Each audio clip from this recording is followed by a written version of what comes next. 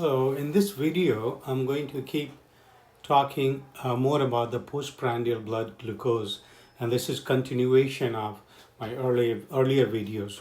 And I'm going to have a bunch of videos regarding when to test and what's the significance and what the numbers mean.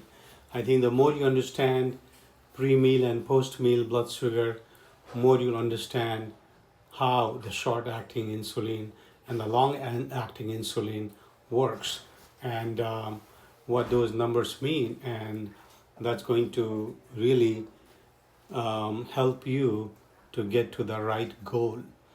So why check blood sugar 2 hours after a meal postprandial? Because that's when the blood sugar peaks after you eat your food. And this reading, this number tells you basically how body is handling your glucose surge after the meal, and how effective is your rapid acting insulin which you have taken before the meal. And in case you are not on short acting insulin, then this number tells you your body's insulin itself is how it's handling. So it helps you understand following way. If your mealtime short acting insulin dose was appropriate, then in that case your 2 hour sugar after a meal should be less or equal to 180. But if 2 hour sugar is more than 180, it means either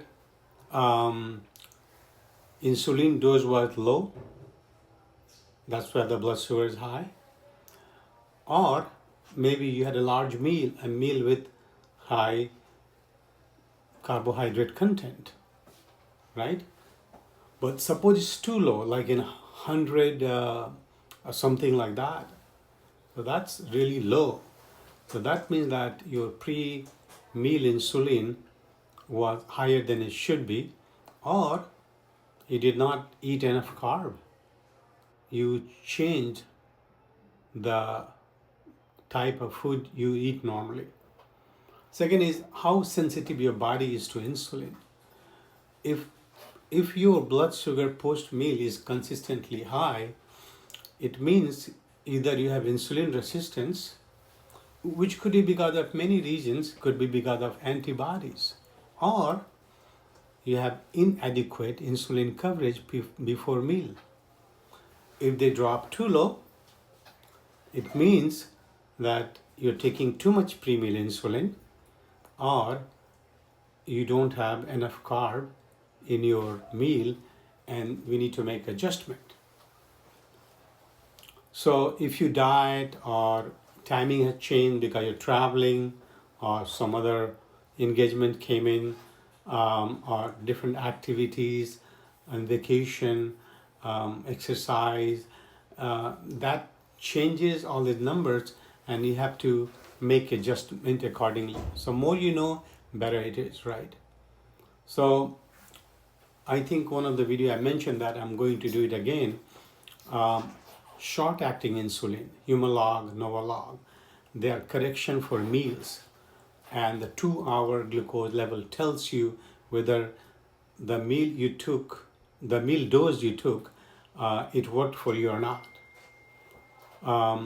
You can use this number to also help fine tune your pre-meal insulin dosing, and we're going to talk about that pre-meal insulin dosing, which is sliding scale, and these 2 hour post-meal numbers help you to make adjustment.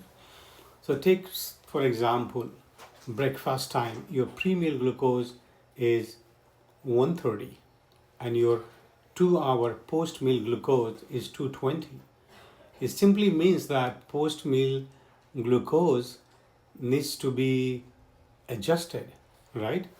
And that means you need to take more insulin because 220 is quite high. Our goal is 180. Pre-meal glucose was fantastic, 130, but post-meal is 220. So you see that we need to go up on your pre-meal insulin which is adding 2-3 units next time. Lunchtime, suppose pre-meal glucose is 140, which is pretty awesome, which is pretty good number. And 2 hour post-meal glucose is 150, which is great number. You don't need any adjustment. And suppose dinner time, your pre-meal glucose is 120, which is pretty good. But post-meal glucose is low, 90. That's going to cause hypoglycemia later in the evening or late night. So what we need to do, reduce the pre-meal insulin by, 1 or 2 units. So post-meal reading closes the loop. It tells you if your sliding scale correction is good or not, or if your carb in your diet is too low or too high, right? So long-acting insulins, background glucose, it's meant for background glucose control, which is basal control, basal sugar control. Basal insulin mainly controls fasting, blood sugar, and also between meal glucose, not peaks meal glucose.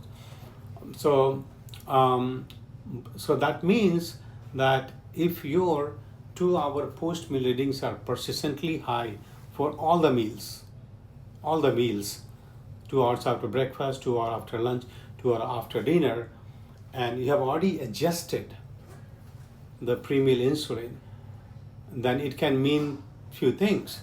Either your basal insulin is too low, the dose of Lantus and Basaglar is low, so overall it's allowing a drift upward throughout the day, right?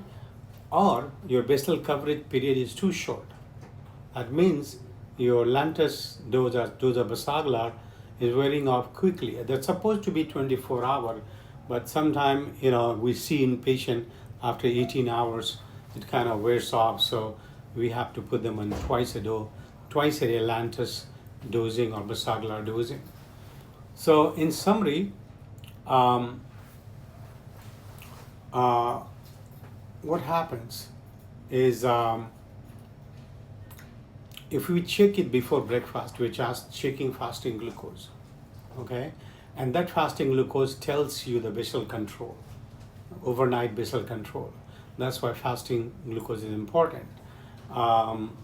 And really it tells you the morning number, the usefulness or effectiveness of long-acting insulin dose, Lantus or Basaglar, or body's own insulin. Pre-meal glucose, we check it before meal, right? And what it tells you is basically a starting point, and it helps guide sliding scale. And basically what it really helps you to decide how much rapid acting insulin, pre-meal insulin you're gonna take. And 2 hour post-meal glucose is checked after 2 hours eating, and it's the effectiveness of meal insulin and food control. This number tells you both how effective is your pre-meal insulin and what kind of food you're eating, how good it is. And it helps you fine-tune the short-acting insulin dose, and it also helps you to adjust your basal insulin if it is persistently high throughout the 3 meals, right? So this is the post-meal. I'm going to be talking more about the post-meal insulin because lots of people don't know how important it is. And I think that in my practice, I make this adjustment all the time, and it's extremely useful. So I'll have more of more videos on this post-meal glucose and what it means, and how, the more you know about it, the more powerful you feel, more informed you feel, and then you know why you're doing certain thing, why the numbers are the way they are, right? And so it's gonna be very, very useful. Thank you for watching.